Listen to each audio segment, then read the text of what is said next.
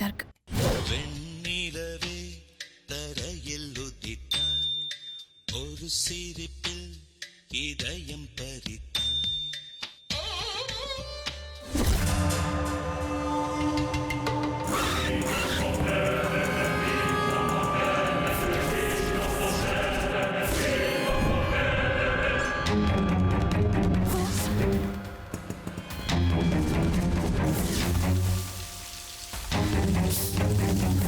போச்சு. ஐயோ,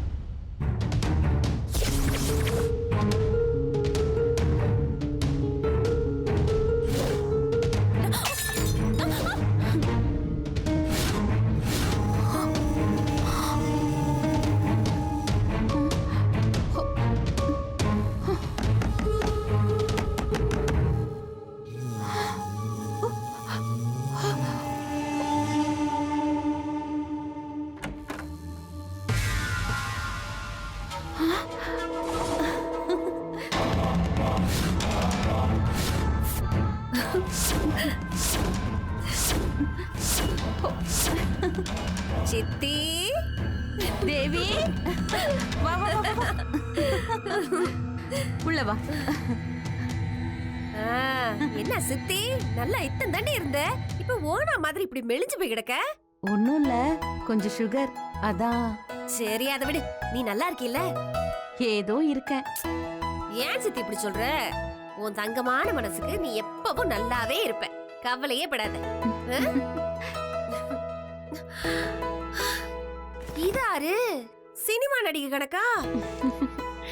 நம்ம ஜனனி. ஆத்தி, ஜனனியா இது? ஐயோ, இப்படி அழகா இருக்கா? ஐயோ, ஏன் கண்ணே பட்டு போல இருக்கே. முதல்ல இவளுக்கு சுத்தி போடணும் சித்தி.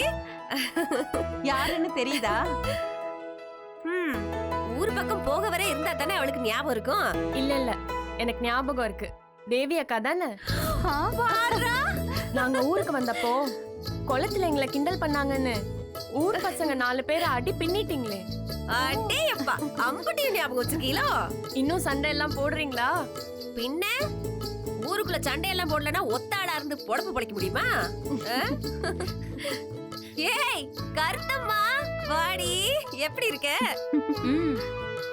தெரியுதா தேவிகா? அது சரி, எப்ப இருந்தது? சும்மா ஜொலிக்கிறாளே. போங்கக்கா. ஏய் நெசமா தட்டி சொல்றேன், அப்படி பளபளன்னு மின்றியே, என்ன விஷயம்? சக்தி, அக்காவுக்கு காஃபி கொண்டு வா. எங்க சித்தப்பாவை காணோம்?